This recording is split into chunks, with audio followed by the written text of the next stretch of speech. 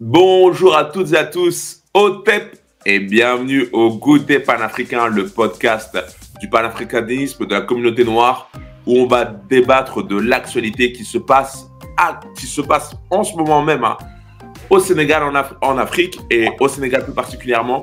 Et aujourd'hui, je suis accompagné de mes deux panélistes du jour.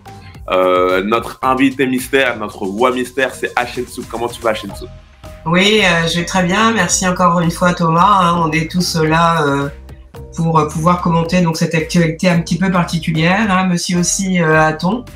On est là, fidèle. Merci beaucoup, Thomas. Fidèle au poste. Et tu viens de l'introduire, notre Aton national, notre soleil du groupe. Comment tu vas, Aton? OTEP à tous, je salue bien bas Chetsout, bien sûr, notre femme du moment, et notre commentateur du moment aussi, Thomas, qui, j'espère qu'aujourd'hui, ça va être une journée assez chaude, parce que l'actualité est assez brûlante, même si j'espère que ce podcast va être le plus concis possible, mais on a des choses à dire. Super. Alors, on a décidé de faire un podcast à chaud sur l'actualité, parce que l'actualité, elle est brûlante. C'est au Sénégal. Le président actuel, Macky Sall, a annulé les élections présidentielles qui devaient se produire la courant fin février. Et il a décidé que les conditions n'étaient pas réunies pour une éventuelle élection. Et ça pose problème parce que il utilise son pouvoir pour réaliser des actes qui sont préjudiciables pour le pays. Et on voulait en discuter. Il y a une instabilité politique qui s'est produite depuis quelques mois, même quelques années maintenant qu'il y a eu son opposant Ousmane Sonko qui a été emprisonné même par son gouvernement. Et maintenant qu'ils se sont un peu déstabilisés, il supprime les élections. C'est un peu des méthodes étranges. Ça fait maintenant plus de 10 ans qu'il est au pouvoir. Il a été élu en 2012. Et je pense qu'à ses débuts, on ne s'attendait pas à ce que ça prenne une telle tournure. Donc, on va commencer comme ça, les panélistes. Quel est votre avis que vous avez sur cette situation qui se passe au Sénégal, et notamment avec Macky Sall? Moi, je voudrais bien démarrer. Donc, si tu me le permets, Aton, on va commencer avec le pied dans le plat.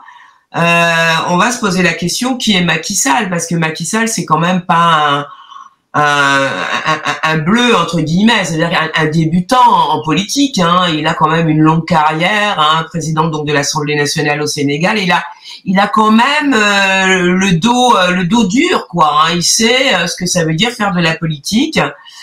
Certains, donc au niveau des réseaux sociaux, disent même qu'il connaît exactement comment manipuler exactement les populations. On va pas dire qu'il arrive à manipuler le vote en lui-même, puisque effectivement les instances internationales, la constitution, on va dire, de ce pays-là, sont là pour mettre le holà. Mais on n'en est pas loin, puisque là, on n'entend absolument pas le Conseil constitutionnel du Sénégal. Alors, le Conseil constitutionnel a quand même vocation à préserver la constitution donc de cet État-là, qui a été votée. Donc, cette constitution donc a été issue de la loi du 22 janvier 2001, qui a été modifiée. Et on aura l'occasion d'en parler par rapport à la Constitution, si on fait une méthode un peu comparative par rapport à d'autres constitutions, notamment la française, on va voir qu'il y a des similitudes. La question qu'on est en droit de se poser, donc en tant que goûter panafricain, c'est tout d'un coup, pourquoi maintenant, à quelques jours donc des élections, au moment où les hommes et les candidats vont rentrer en campagne pour pouvoir effectivement être adoubés par la population, Macky Sall décide de faire un hold-up, une sorte de raft, et de dire que effectivement toutes les voix sont pour lui et que dorénavant c'est lui qui gouverne et qui va continuer à gouverner. De quel droit? C'est vrai, ça paraît un peu truqué, un peu. C'est bizarre cette élection. D'ailleurs, Aton, tu avais écrit un titre, si tu pouvais le mettre à l'écran, s'il te plaît. Ouais. C'était. Je vais finir, ça va bien.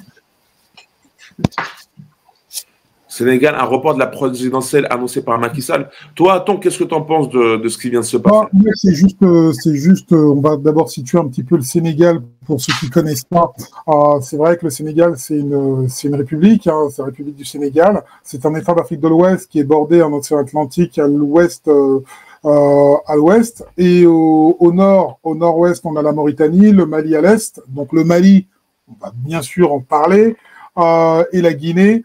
Au sud-est, la Guinée-Bissau, et donc au sud, la Guinée-Bissau. Donc c'est une population, le Sénégal, c'est une population de 16 millions d'habitants, et on paye encore en francs CFA. Pourquoi j'insiste sur cette monnaie de devise, qui n'est pas une monnaie, on va pas se le cacher, c'est une monnaie coloniale. Et pourquoi j'insiste sur cette monnaie? Tout simplement parce que on sait que la mainmise, dès qu'on entend franc CFA, on entend France derrière. Donc la France a souvent une mainmise sur ses États coloniaux historiquement, et elle l'a encore, parce qu'on assiste encore à si elle a la monnaie, donc elle a aussi le pouvoir d'imposer et de pouvoir dicter ses règles, parce qu'avec la monnaie, on peut quasiment tout faire. Et les présidents qui sont succédés depuis Senghor à la création de ce pays et jusqu'à aujourd'hui avec Macky Sall ont tous été régulés par la France. Et je ne serais pas étonné, c'est mon avis personnel, bien sûr ça n'engage que moi, a-t-on sur Goûter Panafricain, que la France soit derrière cette mascarade électorale, parce que très peu de fois, les Sénégalais ont eu la possibilité de pouvoir élire leurs propres représentants. Et je pense qu'aujourd'hui, ce qui se passe au Sénégal, c'est juste extraordinaire, quoi. C'est l'un des pays d'une vieille démocratie. Bien sûr, on est depuis les années 60, et c'est vrai que c'est la première fois qu'on a cette hold-up présidentielle sur le continent. Et on s'étonne beaucoup et on se pose vraiment des questions. Qu'est-ce qui se passe? Ouais, et quand tu parles de la France, là j'ai regardé les actualités. La France, elle demande à Macky Sall de faire une élection fissa quoi. Comme d'habitude, la France elle est toujours derrière. Donc est-ce que réellement tu penses qu'elle tire les ficelles? Je sais pas, je suis pas sûr. Bah moi j'en suis pratiquement sûr. Je pense que déjà on va revenir au terme démocratie. Je pense pas que démocratie soit un terme qui soit adapté pour la situation africaine aujourd'hui. En tout cas, la forme de gouvernance telle qu'elle est appliquée. On sait très bien que les gens ces pays ont été créés en 1845 à la conférence de Berlin et ont toujours servi de chair à canon pour la France depuis les deux guerres coloniales occidentales. Et donc, on les appelle même les tirailleurs sénégalais, hein, pour ceux qui s'en souviennent. Et on sait très bien que ces pays-là sont toujours sur domination très grandement de la France, qui a peur de perdre ses intérêts coloniaux en Afrique. Il faut pas se cacher qu'aujourd'hui, on le sait tous, la France économiquement va très mal, et que seule l'économie africaine, avec ses denrées qui regorgent, comme on a la tendance à le dire, et essaye de redonner du blason à ce pays qui est en déliquescence. Pour ça, il faut suivre nos économistes français qui nous rendent compte régulièrement de cette situation. Et pour en revenir au mot démocratie, c'est pas la bonne souveraineté. L'État gouverné par le peuple, eh ben, on voit bien qu'on est très très loin du peuple dans les pays ex-colonies africaines, parce que on a très très peu le pouvoir au peuple. On va le voir dans les prochains débats avec les personnes telles que Ousmane Sonko qui a été éliminé. On se demande par qui, par quoi, comment. Et par d'autres, le fils de Wade aussi qui a été éliminé, et on se posera même ces questions-là.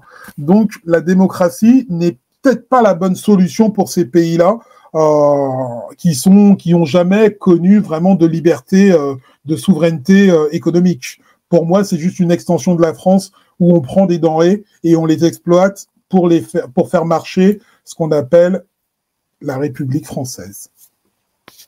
Toi, Shensoud, qu'est-ce que tu en penses? Est-ce que tu partages le même avis que Aton, qui pense que la France est derrière à tirer les ficelles? Shensoud, il faut que tu remettes ton micro, s'il te plaît. Oui, excusez-moi. Donc là, je voudrais juste revenir sur ce qui circule actuellement, hein, si vous avez l'occasion éventuellement de le visionner, c'est une interview qui a accordé donc Idriss Déby, hein, de son vivant, bien évidemment, puisque son fils donc est à la tête donc du Tchad. Il accorde donc cet entretien à des journalistes français à propos de sa réélection.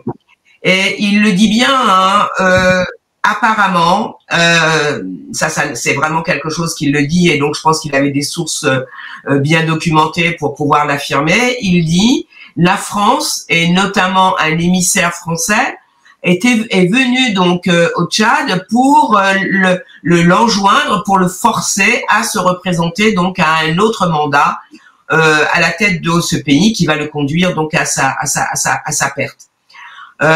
Il a précisé quelque chose d'assez incroyable, hein, donc je vous invite fortement à visionner donc ce petit film-là.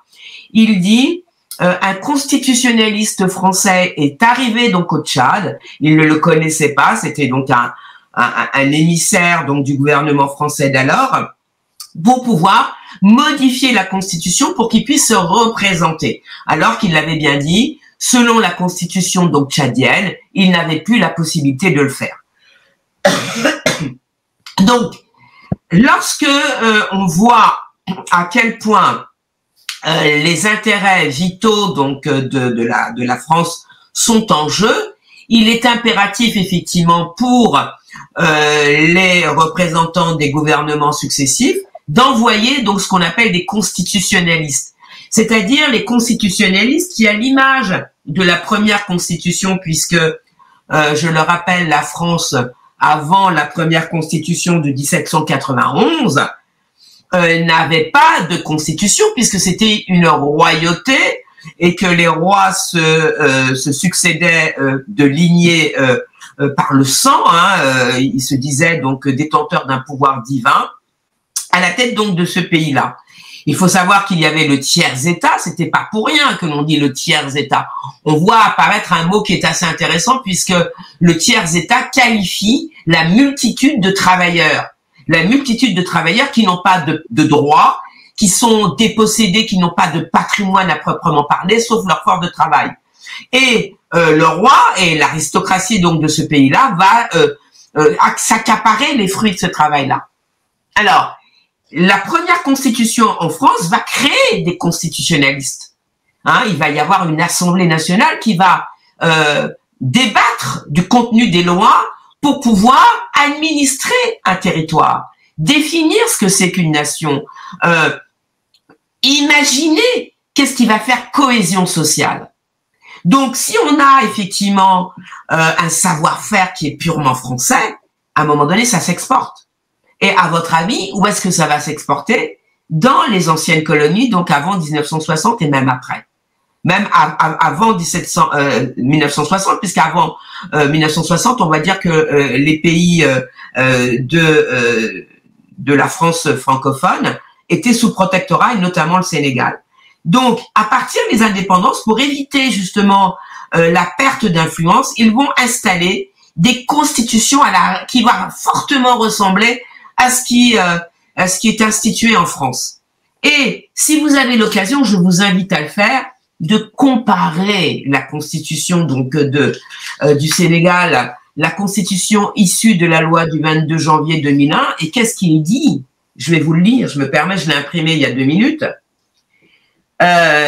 Préambule affirme le préambule, son adhésion, donc le peuple du Sénégal souverain affirme son adhésion à la Déclaration des droits de l'homme et du citoyen de 1789. Ça vous rappelle rien, ça? Je répète. C'est un copier-coller. Le peuple du Sénégal souverain affirme son adhésion à la Déclaration des droits de l'homme et du citoyen de 1789 et aux instruments internationaux adoptés par l'Organisation des Nations Unies et l'Organisation de l'Unité africaine, notamment la Déclaration universelle des droits de l'homme du 10 septembre 1948. Où est-ce que je veux en venir? Rédiger une constitution, ce n'est pas rien.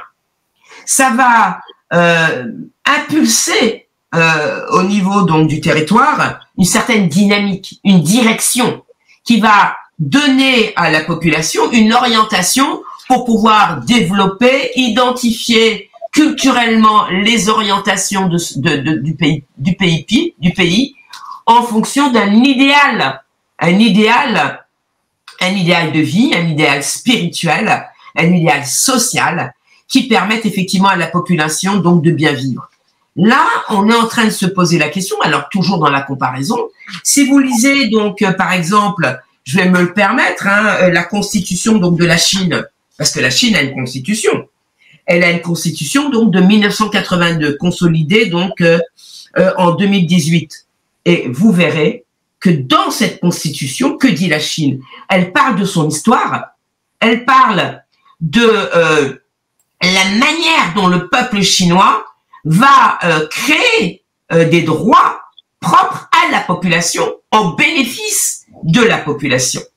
Il n'y a à aucun moment l'idée donc de la personnification donc du pouvoir. Par exemple, après la fondation de la République populaire de la Chine, notre société est passée progressivement de la démocratie nouvelle au socialisme. La transformation socialiste de la propriété privée des moyens de production a été réalisée. Le système de l'exploitation de l'homme par l'homme aboli et le régime socialiste définitivement instauré. Alors, je vous invite à le lire. Créer une constitution, c'est pour ça que le Mali a récusé l'ancienne constitution pour au bénéfice d'une nouvelle. Inscrire la constitution de manière juridique, c'est donner un idéal. Et Macky Sall, excusez-moi de le dire, a bafoué cet idéal. Il a bafoué cet idéal et je vais en terminer là. On est en train de voir ce qu'on appelle une dictature. C'est-à-dire qu'il va accaparer le pouvoir à son propre profit. C'est la raison pour laquelle tous les autres pays amis, entre guillemets, du Sénégal, notamment la France, les instances telles que la CEDEAO sont complètement horrifiés parce que pour eux, c'est une sorte de coup d'État. Mais un coup d'État, ça veut dire quoi? Un coup d'État, c'est un coup contre un État. On est d'accord, hein? Un État. Je vais juste terminer là-dessus. Je voudrais juste en terminer là. On va aborder le sujet là. La manière de s'approprier le pouvoir peut aller assez loin, puisqu'on va parler tout à l'heure, et je me permettrai de faire le comparatif, avec Jean Bedel Bokassa qui s'est déclaré empereur.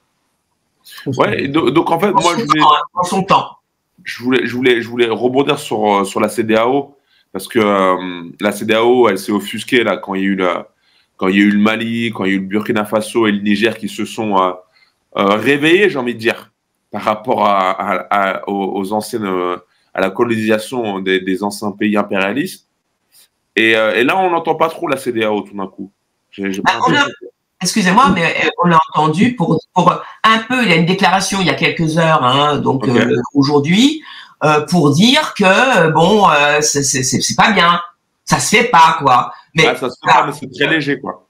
Il faut dire que le Sénégal fait partie de la CEDEAO. Bon, ils sont entre guillemets entre gens de bonne compagnie. Ça veut dire que Ouattara, excusez-moi donc de le citer, lui aussi, il a fait un coup d'État.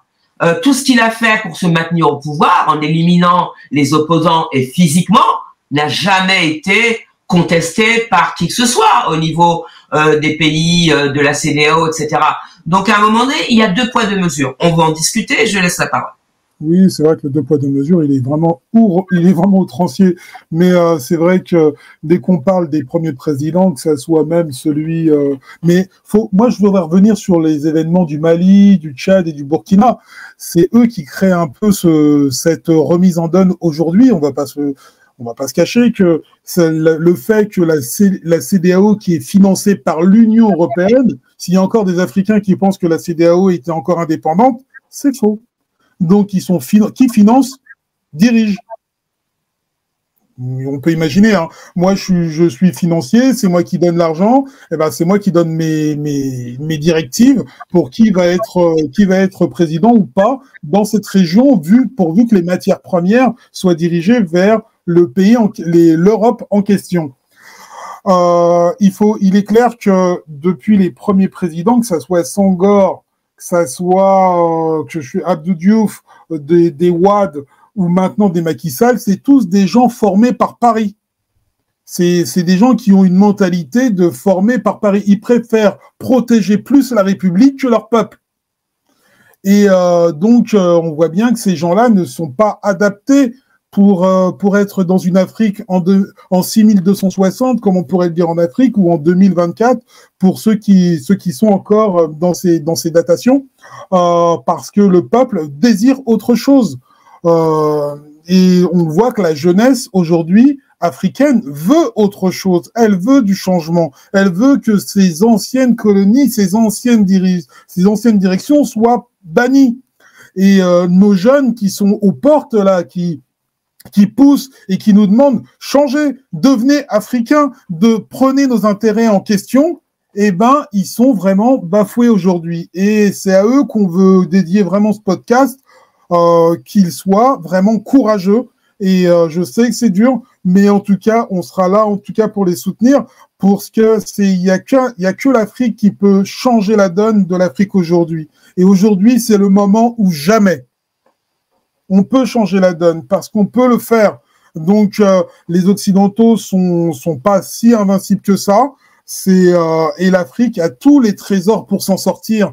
Je rappelle qu'aujourd'hui, le Sénégal, c'est des tonnes et des tonnes d'or qu'ils ont en réserve. Le Sénégal, c'est un pays séparé en deux. Il y a une partie désertique au nord, une partie très boisée au sud. Et ici, dans le sud, il y a une agriculture qui peut être extraordinaire. Donc, ils ont les moyens de s'en sortir. Il faut pas croire ce que vous dit l'extérieur. On peut y arriver avec de l'énergie. On peut y arriver. Il nous suffit de regarder un petit peu l'histoire du Sénégal et tous les combattants qui sont passés dans le passé, et qui iront dans le futur. On peut y arriver. Donc, c'est le moment de pousser pour que l'Occident parte d'Afrique. Ok, mais quand tu dis on peut y arriver, je suis d'accord. Mais est-ce que tu penses que les candidats qui étaient en concurrence avec Macky Sall ont aussi cette vision, on va dire, panafricaine? Parce que si c'est pour changer de président, pour avoir les mêmes styles de président qui sont à la botte de la France, est-ce que ça va vraiment changer les choses? Pas sûr. Est-ce que parmi tous ces candidats, il y avait des candidats qui ont un peu l'état d'esprit des chefs de l'AES, style Assimi Goïta ou Ibrahim Traoré? Est-ce qu'il y en avait dans cette poignée de candidats, est-ce qu'il y en avait qui avaient cet état d'esprit ou pas? On l'a vu, par exemple, ici, on a vu Ousmane Sonko, qui reste une figure emblématique, qui remporterait les élections si elles étaient ouvertes et libres, s'il n'y avait pas la France derrière et l'Europe aussi derrière. Donc Ousmane Sonko a sa chance et il est supporté par beaucoup de jeunes Sénégalais. Est-ce qu'elle a été formée par la France, non? Eh ben, malheureusement, non. Non, ok. Et c'est vrai qu'il a une autre vision, mais l'avantage, c'est qu'il est jeune. Si, Ousmane Sonko, il a été dans les grandes écoles, notamment l'ENA, donc qui a une antenne pour les étudiants venant d'autres pays. Et donc, il a été formé lui aussi d'une certaine façon à l'international. Ça, il faut pas se cacher, quoi. Il faut pas se cacher derrière le petit doigt, quoi. On voit bien. La seule chose qui est intéressante, donc Attends, juste clique sur la photo, s'il te plaît. Ouais, merci. Il y a une chose qui est intéressante. Bon, il a été fabriqué, on va dire, dans la fabrication donc des élites. Il y a même le fils donc d'Idriss Déby, hein, il a été formé donc en France. Il y a aussi au niveau de la Guinée-Conakry qui a été formé aux États-Unis. Beaucoup donc des dirigeants que l'on voit ont été formés ailleurs que dans leur propre pays. Une des choses, hein, la question que tu poses, Thomas, est intéressante parce que Ousmane Sonko, il se déclare clairement panafricain, c'est-à-dire qu'à un moment donné, comme il était maire dans une ville au Sénégal, hein, depuis 2022, à un moment donné, il a débaptisé donc les rues qui étaient dédiées donc à des personnalités françaises de l'Hexagone. Pour les rebaptiser avec des personnalités plus locales, plus sénégalaises, qui permettaient donc à la population de s'identifier à son histoire. Il avait bien compris que le lien donc aux ancêtres, et ça c'est un mot assez fort, il a bien compris que le lien avec des ancêtres permettait de revitaliser, de rendre un petit peu plus confiant donc la population. Je vous demande donc de revoir donc par rapport à ça la déclaration d'Ibrahim Traoré, donc actuel dirigeant donc du Burkina Faso. Ousmane Sonko a créé quand même un parti qu'on appelle le PASTEF, hein, Patriote africain du Sénégal pour le travail, l'éthique et la fraternité. Rien que au-delà donc de cet acronyme, hein, il y a le mot patriote. Être patriote, c'est adhérer à des valeurs qui concernent exclusivement la patrie liée à un sol, liée à son histoire, liée à ses ancêtres, liée donc à des guerres donc qui sont clairement en direction donc pour débouter donc des envahisseurs donc d'un territoire. C'est le propre donc de la défense donc de la nation par les forces armées. Lorsque Ousmane crée ce parti-là, il a une vision pour son pays, c'est-à-dire qu'il veut créer pour les générations futures une nouvelle dynamique où ils vont se réorienter vers l'intérieur, c'est-à-dire de leurs propres intérêts, être patriotes sénégalais, africains de surcroît, excusez-moi, c'est-à-dire que au-delà de juste un pays, le Sénégal, ils se définissent comme un territoire, un continent africain, patriote africain du Sénégal. Voilà le titre qu'il donne. Il est emblématique, patriote africain du Sénégal. Pour trois choses, le travail, c'est-à-dire retourner les bénéfices du travail, parce que depuis des siècles, les Africains du continent ont travaillé gratuitement, ont enrichi les pays du Nord. Donc le travail doit retourner aux Africains, le bénéfice doit retourner aux Africains. Il y a en deuxième l'éthique. Il est contre toutes les turpitudes, ce qu'on appelle la malversation, hein, les pots de vin, les manières dont les politiques accaparent le pouvoir pour l'enrichissement personnel. Et il dit la fraternité, parce que je vous rappelle que le Sénégal comporte énormément de populations venant d'autres pays d'Afrique. Donc, il y a la fraternité. C'est ça qui est important, c'est-à-dire que les Sénégalais se reconnaissent chez les peuples du Burkina, se reconnaissent chez les Maliens, se reconnaissent chez C'est le même peuple. C'est le même peuple. Donc la fraternité, là, Ousmane Sonko pense à une chose, le panafricanisme. On se définit au-delà des frontières qui ont été créées par le traité de Berlin de 1885. Ça, c'est fort. Et Ousmane Sonko, je le rappelle, a fait une grève de la faim. Il avait donc un très bon avocat, donc je ne vais pas le citer, qui était français, hein, qui était pas des moindres, qui l'a défendu. Pour quel motif est-ce qu'effectivement il a été obligé de faire appel à un avocat, à votre avis? Macky Sall a vu qu'en face de lui, il a une personnalité qui a été fabriquée comme lui, c'est-à-dire à l'extérieur. Donc il connaît les mêmes codes au niveau de l'international. Il connaît le même langage et il sait très bien les limites de ce langage-là. Il avait été accusé de viol. Hein, il avait été accusé de viol sur une masseuse, et ce qui est assez lamentable. Ouais, il a été disculpé, mais malgré tout, on l'a malgré tout empêché de se présenter pour un autre motif qui est la corruption de la jeunesse. C'est-à-dire que son vocable, son discours atteignait les consciences. Et ça, pour Macky Sall, c'était inadmissible. Je vous demande de réécouter Ibrahim Traoré lorsqu'il dit qu'aujourd'hui, le Burkina Faso se lève comme un seul homme. Macky Sall ne veut pas que le Sénégal fasse unité comme un seul homme autour d'idées qui définissent une autre orientation. Okay. Et deuxième chose.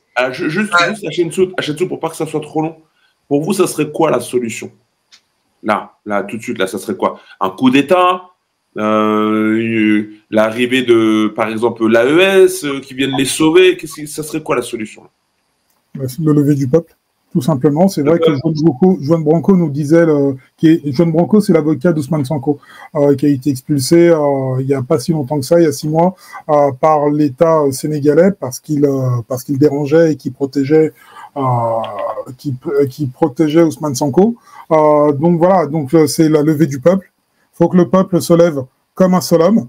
faut que les gouvernances prennent tout de suite dardard des réflexions sur ce qui se passe, et il faut que le peuple sénégalais prenne conscience des enjeux politiques dans lesquels ils sont. Il n'y a pas d'autre solution. Alors, je rejoins ce que vient de dire Aton pour me donner effectivement la possibilité de rebondir là-dessus. C'est-à-dire que ça fait depuis, pas aujourd'hui, que le peuple, que la population est dans les rues au Sénégal. À chaque fois, il y a eu des morts. À chaque fois, elle manifeste. Macky Sall envoie le bras armé, celui qui va asseoir son autorité, c'est-à-dire la police et l'armée, pour pouvoir mater les opposants, les indécis, les insatisfaits de sa politique. Donc, ça veut dire que actuellement, Macky Sall est en train de construire, de créer, d'accentuer, on va même dire, d'accentuer la rancœur à son égard. Puisque la population lui ont manifesté sa désapprobation par rapport à sa politique. Donc, tu demandes, Thomas, quelle est la solution? Est-ce qu'on va faire des conjectures? C'est-à-dire, est-ce qu'on va conjecturer, on va se poser la question, faire des hypothèses, etc. Non, c'est-à-dire que aujourd'hui, on a sous les yeux tous les éléments pour que, éventuellement, à un moment donné, ça bascule. Mais, et je dirais bien, mais il y a des verrous qui ont du mal à sauter, notamment celui de la France-Afrique. Parce que, je dis ça, comment se fait-il que Macky Sall, qui ne souhaite pas se présenter, il l'a dit, il ne veut plus d'un troisième mandat, ait eu l'idée, tout d'un coup, de dire non, pas d'élection. Il a éliminé Karim Wade qui a une double, au motif que Karim Wade je vous rappelle que c'est le fils donc de Abdoulaye Wade, a une double nationalité. Il a une nationalité française et une nationalité sénégalaise. Il n'est pas purement sénégalais, etc. Donc, il a deux intérêts. Voilà, il peut à la fois défendre les intérêts français, aller voter en France, etc. Donc, ça, c'est un problème. C'est le problème. Voilà, pour les constitutions, l'Assemblée constitutionnelle donc sénégalaise a dit non, c'est pas possible. Et elle a récusé aussi la candidature de Ousmane Sonko au motif que son dossier était incomplet. Après lui avoir cherché les poux dans la tête, elle a trouvé donc comme parade celle-ci. Donc, on est en droit de se poser, est-ce qu'on va faire des hypothèses? Et comme je le dis, il y a un verrou qui ne peut pas sauter là. Puisque pourquoi Macky Sall, tout d'un coup, il y a deux candidats qui sont hors course, il décide de verrouiller tout, on va dire ça comme ça, puisque le Conseil constitutionnel sénégalais avait validé 20 candidats pour cette course à la présidentielle. La France a peur. Oui, et même des anciens candidats, des anciens chefs de gouvernement, voilà, c'est la grande fête, etc. Ça veut dire que le débat public, actuellement, a fait surgir des discours, des rhétoriques qui ne sont plus les mêmes. Qui sont portés par des candidats jeunes. Je vous rappelle que le Sénégal est un des pays actuellement où la jeunesse est la plus conscientisée, mais qui est la plus brimée. Elle a tout, elle a des buildings, elle est en plein développement, le Sénégal, elle est pas ruinée. Il y a plein de pays qui investissent, il y a des bases armées, il y a la France qui est là-bas, il y a des militaires, il y a des expatriés français qui vont s'installer là-bas. Le Sénégal, c'est la terre bénite, un peu comme la Côte d'Ivoire, même si la Côte d'Ivoire, donc, d'une certaine façon, est endettée, contrairement au Sénégal qui l'est moins.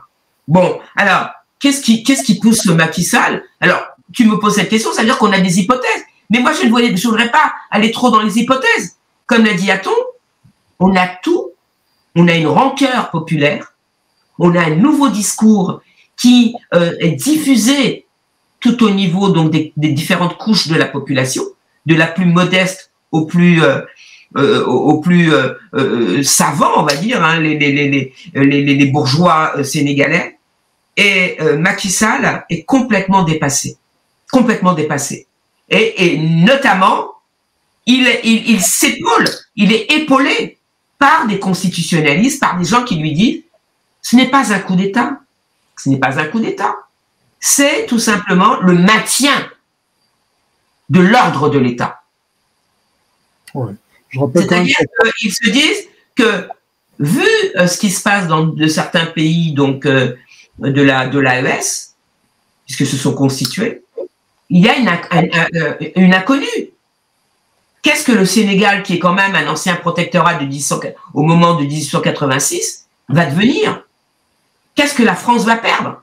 Alors, jusqu'à aujourd'hui, comme tu le dis, Thomas, on ne peut faire que des hypothèses, mais on doit se garder de faire trop d'hypothèses parce qu'il y a trop d'éléments actuellement qui permettent une autre lecture. Entièrement d'accord. Et puis je rappelle qu'il y a quand même 350 militaires encore sur la base dans un pays qui n'est pas la France. Il y a 350 militaires français qui sont encore basés au Sénégal. Donc prêts à tirer si la moindre écartade se fait par rapport aux jeunes. Je rappelle que l'Afrique est le seul continent où la France est encore installée. Ouais, tu dis l'Afrique, tu dis ce continent, et j'ai envie d'être plus précis, j'ai l'impression beaucoup le Sénégal, en fait. J'ai rien contre les amis sénégalais, mais j'ai l'impression, même dans l'histoire, le Sénégal a été très permissif avec la France. Que ce soit les tirailleurs, que ce soit, je me rappelle d'un Blaise Diagne qui a ouais, c'est ça, c'est dans le livre de Hamzat Boukari Yabara, Africa Unite, que je vous invite à lire. Il parlait de Blaise Diagne qui travaillait, je pense, avec Clémenceau, si je me souviens bien. Enfin, c'était dans la Première Guerre mondiale, je pense. Et il avait enrôlé plein de Sénégalais pour aller combattre durant la guerre. Le bon noir qui a enrôlé tous ses frères pour partir sur le maquis, un peu dans les tranchées. Et en leur faisant miroiter qu'ils allaient avoir une récompense. Enfin bref, comme d'habitude, la petite carotte au bout du bâton. Mais les Sénégalais ont été très, j'ai remarqué, très conciliants. Très dociles avec la France un petit peu. Et là, qui est encore l'armée, ça m'étonne pas en fait. C'était le bras entré pour l'Afrique coloniale. C'est là qu'on allait chercher la chair à canon. Très facile et amadouable. On prenait le Sénégal et on allait, c'est comme si on allait taper sur les autres frères d'Afrique. Donc on prend le musulman contre le chrétien. Enfin bref, on fait toujours des affaires comme ça. Et c'est à nous, Africains, de nous réveiller par rapport à ces problématiques qui nous sont dirigées de l'extérieur depuis tout temps. Et il faut arrêter ça. Donc on va prendre par exemple des tirailleurs sénégalais, on va les faire combattre par exemple au Cameroun, pour citer une autre guerre, ou au pire des cas au Congo, et on voit les effets dévastateurs que ça crée. On prend des Noirs qui se battent contre des Noirs, mais sans vraiment avoir un recul nécessaire. Tout en sachant que le pion qui est la problématique, c'est la France. Alors, c'est vrai. Alors moi, je voudrais juste rappeler quelque chose, parce que moi, je suis allée au Sénégal. Il y a une île au Sénégal. Oui. On appelle Gorée. D'accord?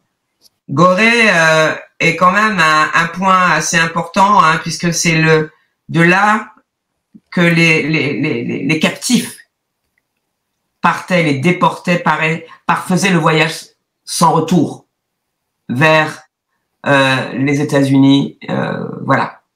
On est du 15e.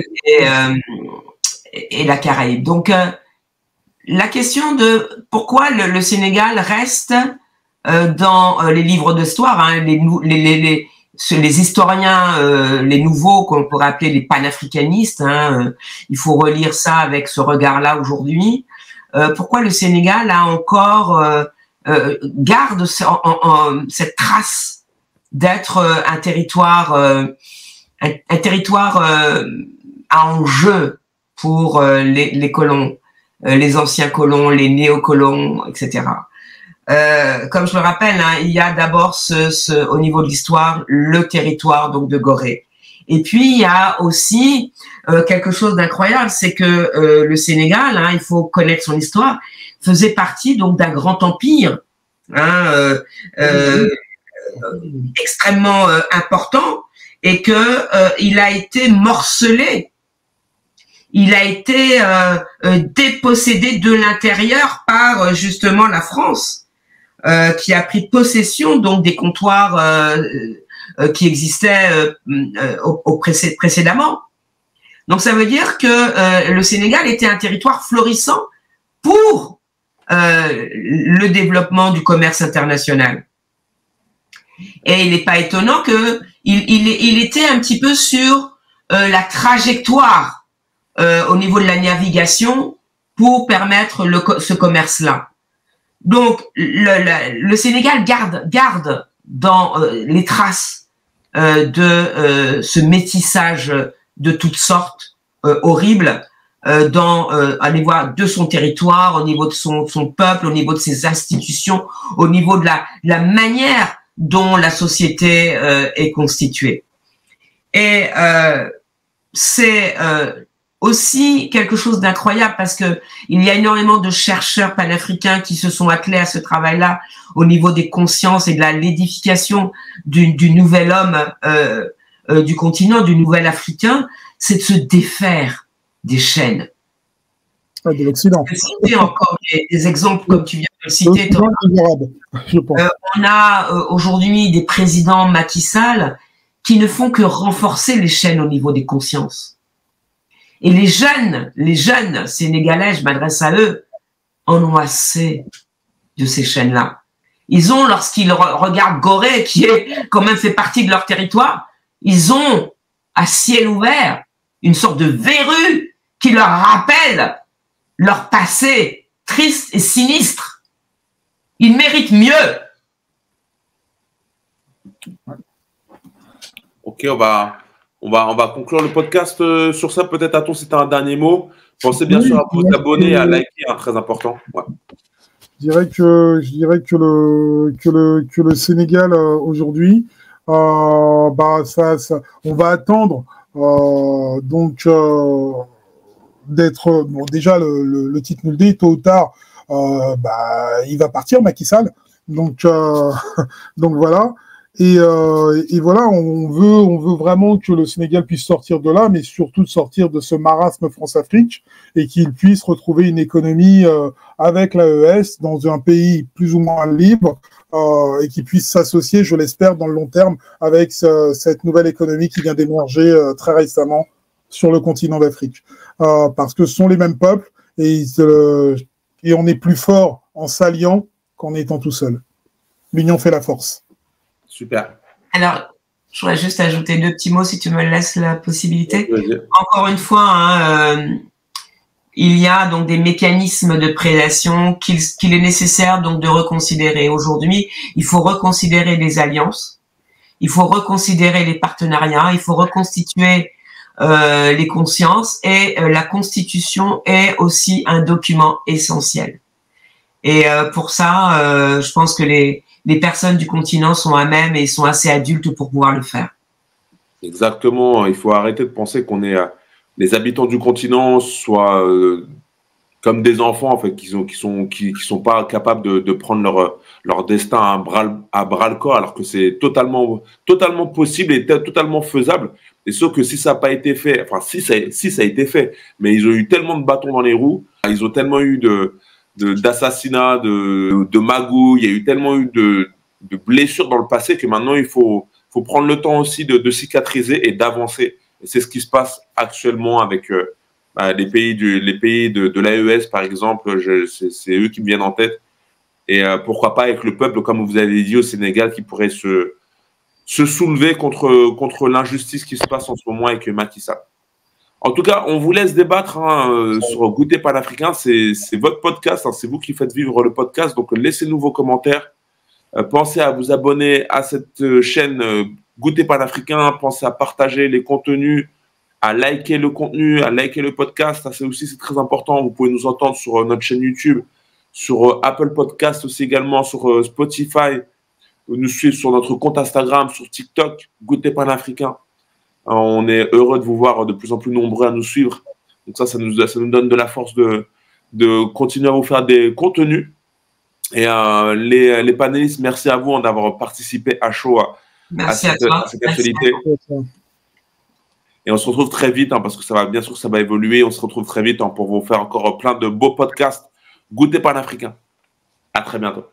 Merci.